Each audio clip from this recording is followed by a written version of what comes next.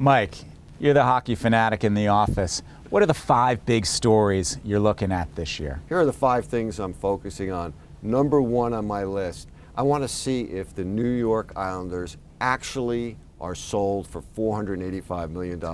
We know that Milken and Ledecky have put down 10% as we sit here, and the transaction is supposed to take 2 years.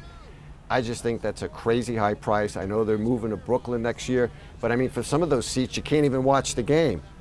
So that's number 1 for me, because if that happens for $485, then I got to tell you, next year you and I are going to have to bump up our valuations for a lot of these teams.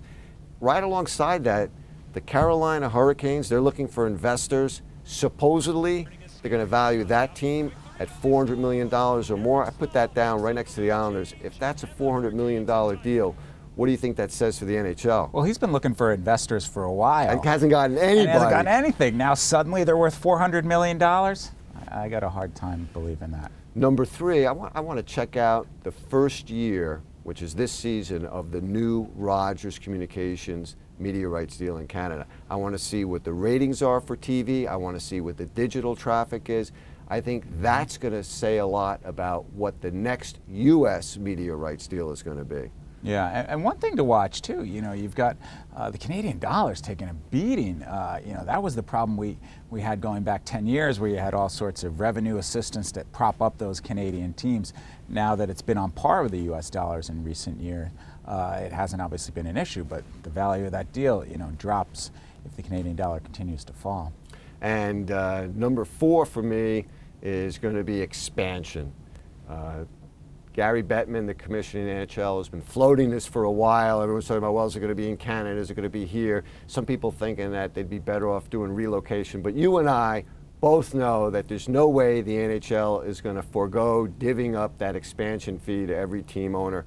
I'm thinking it's going to be 2 teams in the U.S. I want to see what that fee is going to be. They're floating a $400 million plus number out for an expansion team in Las Vegas. I think that's why the Islanders deal and the Carolina Hurricanes deal are so important, because that's going to help set that expansion fee. What do you think? Are they staying here or are they going north? How do they put 2 teams in the U.S. and not put a team in Canada? Canadians are going to revolt if they put 2 new teams in the U.S. We see teams having all sorts of problems, particularly teams down south, starting with the Florida Panthers. I don't see how. You know, you've got to squeeze another team into that Toronto market. All right, well, you set me up beautifully for my 5th most important point for this season, the Arizona Coyotes. Now, here's a team, they get a tremendous subsidy every year from taxpayers, yet they're still losing a lot of money. Yet, Andrew Barroway, who's tried to buy hockey teams before and failed, tried to buy the Devils, it didn't work out. He's looking to buy 51% of the team for a valuation of $305 million. Nobody goes. How do you justify that unless, I know they can move in 4 years, if he pays that much, are they out of there?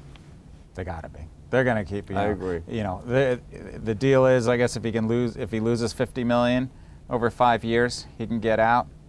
I don't see how they don't lose that money. Even with the subsidies, they're gonna continue to bleed red ink there.